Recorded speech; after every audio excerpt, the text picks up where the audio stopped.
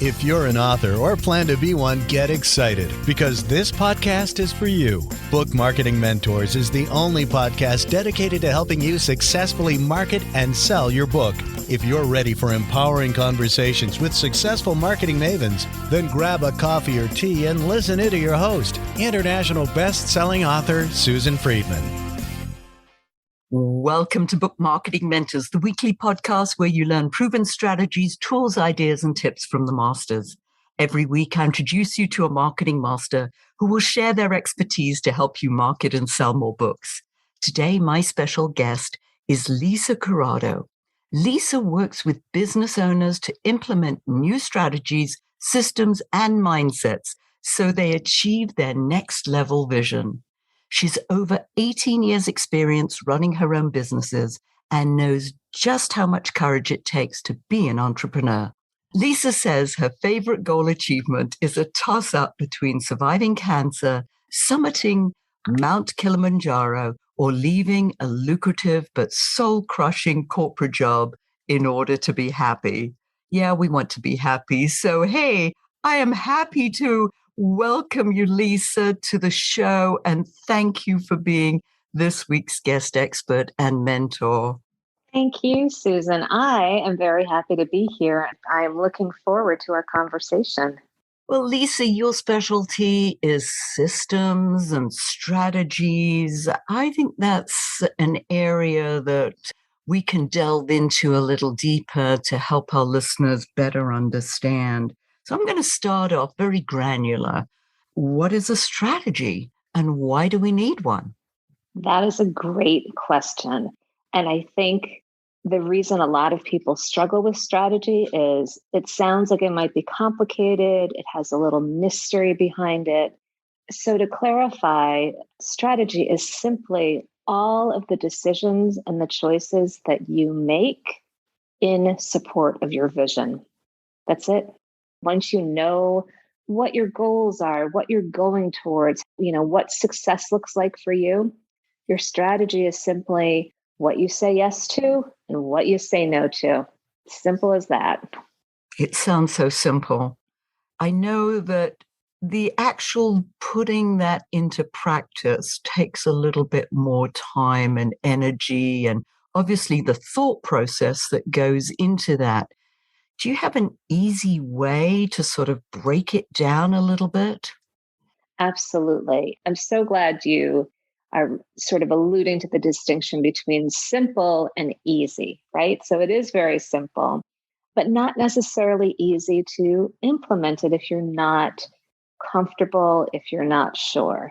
So when I work with clients on this, first of all, we're very clear on what their vision is. Like I said, that includes their goals, that includes the impact they want to have, how they want to be as the business owner. So not just what they want their business to be, but how do they want to be as the business owner?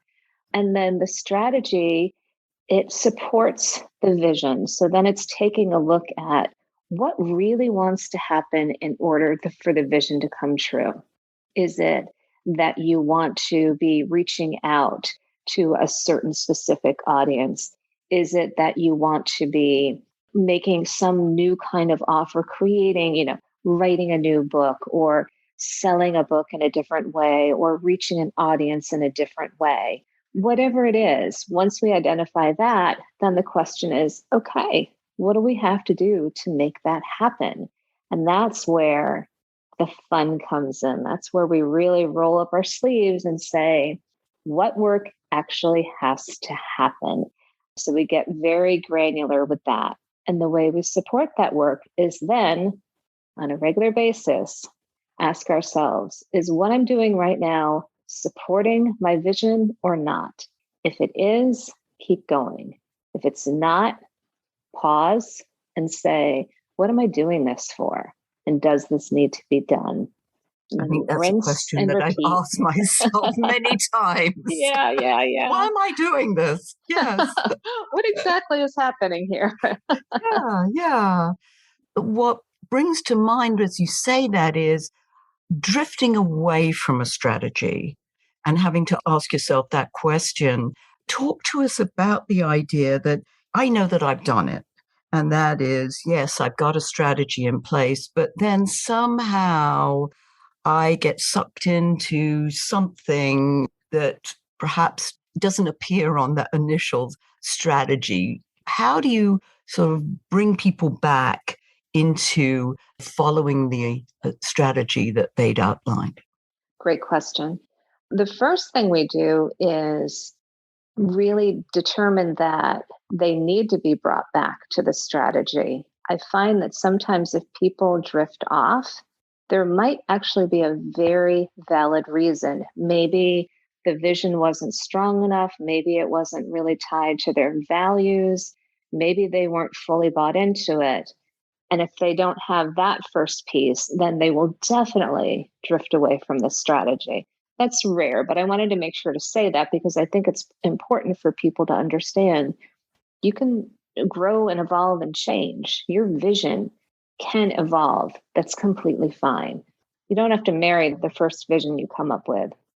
But if somebody is drifting away from their strategy and they're still committed to their vision, we really take a look at that. Is it because they are trying to do work that is really hard for them to do? It doesn't fall within their wheelhouse. Like I'm very mechanicky, so I'm great at systems and processes and things like that. But I'm not so great at being like the person on the stage necessarily or bringing in all these people. I like to be the person who's like, rolling up my sleeves and doing the work. Other people may have a different type of personality or personal profile. So we make sure that what they're saying yes to really lights them up, fills them with energy. It's the right thing for them to be doing. If it's not, what needs to happen? What happens with the work that wants to happen, but they're not the right people to do it? So that's the next question we answer. And I think that's so comforting to know because unlike you, I'm not the person that gets involved with systems and strategies. And for me, that's hard. I'm, more the creative type, and it's easy for me to drift away and sort of find maybe that nice shiny object somewhere. So, how often would you suggest that we go back and revisit the strategy just to see that it's still in alignment with, exactly as you said, with what we want to do, what we want to achieve? I think it really depends on what the goals are. So you might be working towards something that is more short term. So you will be more in tune. Maybe it's something that you want to achieve in a month. It's very, very present work. And you are looking at it much more frequently to make sure that you're doing the right thing, checking that you're getting the results that you want, checking to make sure that things are working right. We can also have, an overall strategy, a 3-year strategy, a 5-year strategy. In those cases, we're going to look less frequently at that overall strategy. But still, I love that you brought up the fact that we do need to check in and make sure that it's still working. And it comes down to a couple of things. Are we getting the results that we want? Do we feel the way we want to feel as the business owner? And if we don't have the answers we want to those two things, we 100% need to look at the strategy. And I know that's something else that's very important for you when you work with your clients on this, and that's the whole concept of people's values. Talk about how their values sort of weave into the strategy. I think values are so important because values are a core component of who each one of us is as an individual. And based on our values, we can connect ourselves to not only the work that we want to do, but how we want to do it, how we want to show up in the world, and the impact that we want to have. Once we really know what values are important to us, then the more we can bring them into our vision, our strategy, our plan, all of the things that need to happen, the way more likely it is that, first of all, we're going to be satisfied as business owners, as entrepreneurs. We're going to feel more fulfilled. We're going to do a better job. We are going to show up in a much bigger, happier, more fulfilled way to support our audience, our readers, our customers, our clients. Everything is going to be better because we're doing it in alignment with who we are at our core. When we get that wrong, it's a lot like playing a record at the wrong speed or scratching the needle across. It's showing up as somebody who maybe you think you're supposed to be instead of who you really are. And that work is it's never going to go as well as work that's really aligned with the values. Oh, the whole idea of showing up as who you really are versus who you think you should be. Oh, I think we often see people out there and we're saying, oh, I should be like that person. And I'm only going to be successful if I do the same thing that they're doing. Can you address that a little bit? Mm-hmm. I really am so grateful you asked that question because it can be very easy to see other people who maybe operate in the same space we operate in, and they look so successful, especially if we look at social media or marketing, right? I mean, these are all designed to make somebody look really good and really successful and look really appealing. Where we can get it wrong is if we say, wow, that person has success and I want that success. So I should do what they're doing. Maybe I need to copy their strategy, or maybe I need to copy their goals. Maybe I need to, just really mimic them, and then I'll be successful. And you probably won't be because you might not have the same values. Your definition of success might truly be different. It can be very easy for people to feel like, well, bigger is better and more is better. So I just need to sell more and make more and have more, a bigger audience. And that's not necessarily true for everybody. So knowing what is really your definition of success is the key to being successful and swimming in your own lane. So you're doing what's right for you, which makes you be so much better at doing what you're doing for your audience and your clients and your readers, etc. And I think that's something early on in your business that you have to establish. Because what it reminded me of, Lisa, was I remember when I first sort of got involved in the speaking industry, and I saw so many of my peers out there doing 200, 250 presentations a year. And they were so successful and they had lousy family life. Mm-hmm. They came back, their family was in shambles. I was like, I don't want that. Yes, Exactly. I want to be successful, but not to pay the price of losing my family for that. It isn't worth it to me. Mm-hmm. So in that case, your value of family was so much bigger than your value of speaking success, right? So good for you for listening to that.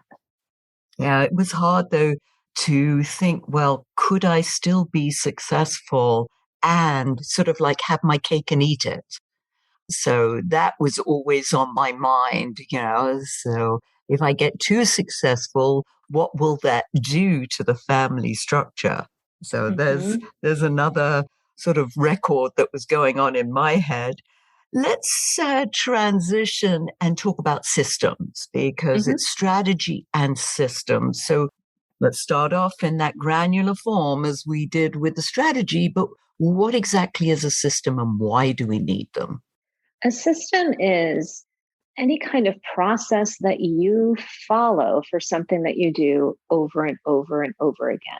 It's a set of steps that you can say, okay, I'm doing this thing again. Let me just go through my steps. Or it's a way of capturing the information that you need in a very organized kind of way so that you're not constantly saying, okay, how do I do this again? Or, oh, I forgot the second step and now everything's all messed up. It's as simple as that, really just understanding what the process is. And it could be a lot of my systems are Google Sheets, and that's it. It could be a very intense, expensive CRM system and anything in between. What I found, because again, I was one of those people who I did something and I was like, well, how did I do that? Mm-hmm. Right. Right. However, what I put down was as if I was having to do this to be able to explain it to somebody else who would be doing it instead of me. Mm-hmm. And that Beautiful. helped me outline, well, they have to do this, but before they can do this, they have to do that. So it's sort of those little, break it down into those bite-sized little chunks that make it very easy and manageable. Yeah. I love your perspective on that because it really is. If I explain this and if I systematize this in such a way that it's like explaining it to someone else, it will always be clear to me, right? I will always understand it, even if it's something I haven't touched in a while, because you could have a system for something you do once a year, right? So instead of having to get to the end of the year and think, okay, how do I submit my annual report again? And what is this thing I have to do for the Department of Revenue Services? You can have a system and then you don't have to guess. And you also don't have to worry that you're forgetting something or doing it wrong. I think systems are really great for easing one's mind because you know that you're not going to forget a step. If you were to give us a handful of systems that you think that every entrepreneur needs to have in their business, just sort of basic systems, what would you recommend? I would say, and I'm not sure I'm going to answer this exactly how you thought I might, but I'm going to say what you should have systems for. Definitely have a system for sales, for tracking sales, for understanding what happens after you have a sales call, for understanding how you're generating leads. So having a system for generating leads and having a process like that you follow. Sales are so important to any small business. It's what keeps us going, right? So having a system for that and understanding, okay, this is what I do when I meet someone for the first time. This is the process that I take them through. This is what I do after we've had a conversation. And this is what I do when we come to a natural point. Either they have signed on or they haven't. If they haven't signed on, what do I do next? When do I follow up with them again? And deciding what that is. Also, having a system for anything you do on a regular basis. If you do an email newsletter, have a system for that. If you do social media, have a system for that. If you do a podcast, have a system for that. Anything that you do over and over and over again, if you take the time to have a system, you will be happy. And I want to share something that typically gets in the way of people implementing systems, and that is having to invest the time to create the system. Because it's easy to say, I don't have time right now to do this. I'm just going to do the thing that I'm doing, and then I'll create a system for it later. And then what happens is over time, it's easy to not get back to creating the system. So you're constantly reinventing the wheel or maybe doing extra work. I think it's always worth investing the time up front because it saves you so much time and heartache later on. Yeah. It's interesting because you talk about a system for the podcast because at one point, and I'm still considering working with someone who can help take some of the podcast components that I'm not so crazy about, that they can do that. Well, in order for them to do that, I need to write it down. So that really forced me, oh my goodness, there are all these different steps that I take that I seem to just do almost in my sleep because I've done them now for nearly 6 years. It's almost like second nature. I never want to say anybody, well, it's really easy because when I first started, it wasn't very easy. Right. And when you are documenting something like that, it's a great opportunity to see, do I want to do things differently in some way? I've been doing like this for 6 years. Do I want to make any tweaks to it? Is there something that I want to do differently? So it's always a great opportunity to see, is there a better way to do this? Oh, And I'm challenge looking at yourself that on all that. the time. Yes, Yeah. I agree. Good. Mistakes. Our listeners love learning about mistakes, obviously, that more that they should avoid. So, how to avoid them, what they are, and how to avoid them. How much time do you have, Susan? I Yes. mean, honestly. Give us a couple, just a couple. Let me tell you a system mistake I made, not a big mistake, but was client facing. So it had an embarrassment factor, right? Those are always fun to hear about. I recently started a monthly master class that I do on strategy. So I open up registration. It's a free class. And, I do it because I love to talk about strategy. And I said, it's really time, we've been doing this a couple of months. Let me make sure that we've got our system in place for it. I worked with my VA. She put everything all together. We have a checklist for every single month. It is beautiful. Third person to sign up, not the first two people last month, but the third person to sign up said, hey, by the way, your email that goes out has the wrong information on it. The date is wrong. And I thought, oh, awesome. That's fantastic. So then, of course, we have to create a new communication to say, in case you didn't notice, and some of you clearly did not, we got the date wrong. So here you go. And so now, of course, we added that step to the system, make sure that the confirmation email has the right date in it. So that has to get updated every month. So small mistake, but it could happen. So there's one example, and certainly we could talk a long time about different types of mistakes people can make. Mistakes, we can do them all the time, but you're right. I mean, I've had that where you forgot to put a detail in an email, like where we're going to meet or what time we're going to meet. Those are very simple ones. Or the, I don't know, the button doesn't go through to the link that you hoped it would go through. I've had that with a podcast. People write to me and say, well, the link you supplied doesn't go to the podcast. I was like, uh-oh. Yeah. So then, as you said, you have to send out another communication that says, oh, by the way. And those are small things, but it plays into our public image, right? Like if I did that over and over, I would look like, if I got the date wrong, like I did last month, I would look like I don't know what I'm talking about. Who's going to come listen to me talk about systems and strategies when I clearly don't have mine done?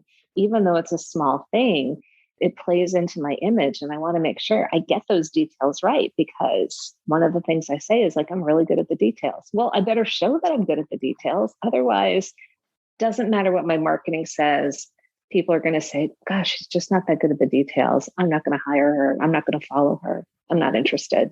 So it's important to really make sure whatever you are known for, that you've got that totally locked up.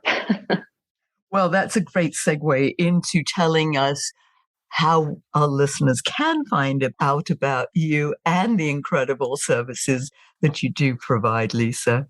The best way is to go to my website, which is lisacorrado.com, lisacorrado.com. I'd also like to offer your listeners, I think, my favorite free giveaway that I've ever created, and that is my Better Than Ever Fast Focus Sheet. It's a daily sheet where you can write out, okay, I've got my good start for the day, and now here's my VIP list on the things that I'm going to focus on, and this is what I really want to accomplish. It helps you support your strategy by knowing exactly what you're going to focus on for the day. And I believe that I've sent you the link for that as well. I'll put that in the show notes. Yes, that's excellent. Beautiful. And Thank you. Yeah, that's so, just keeping us on target, as you say, with that strategy. And what are we going to do today? Because sometimes I've sat down at my desk and it's like, what am I going to do today? If I haven't written it down, yes, time gets lost in some other rabbit hole that you can go down very easily. Absolutely. Lisa, we always end off with leaving our listeners with a golden nugget. What golden nugget would you like to leave our listeners with?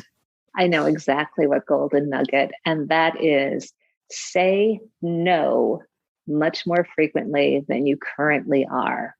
And I say that because I talked about how strategy is all the choices and the decisions that you make and how you spend your time in support of your vision. Most of the opportunities coming your way and a lot of the things that you think you need to do are not in support of your vision. When you say no to them, you create beautiful space for everything that is exactly right for you. But you have to say no to the other stuff first. Yeah, it's so funny. My husband always says, remember to say no. When somebody asks you to volunteer for someone, the answer is no. I Because love your I'm very husband. good at saying yes. Yep, I get it. Thank you, Lisa, for sharing your wisdom. It's been great. Listeners, listen to this a few more times because there are some great nuggets that Lisa's shared. Take the time to do that and take the time to create your strategy and systems for your business. I know that you'll be pleased you did. And thank you for taking time out of your precious day to listen to this interview. And I sincerely hope that it sparks some ideas you can use to sell more books. Here's wishing you much book and author marketing success. The time is now to take action and finally build your book-selling empire. And the great news is that Susan is here to help you. Visit bookmarketingmentors.com and sign up for a free 15-minute book marketing strategy session with Susan. She'll help you discover your first steps to marketing and selling your book. Only those who take action are rewarded, so visit bookmarketingmentors.com, and we'll see you again next week.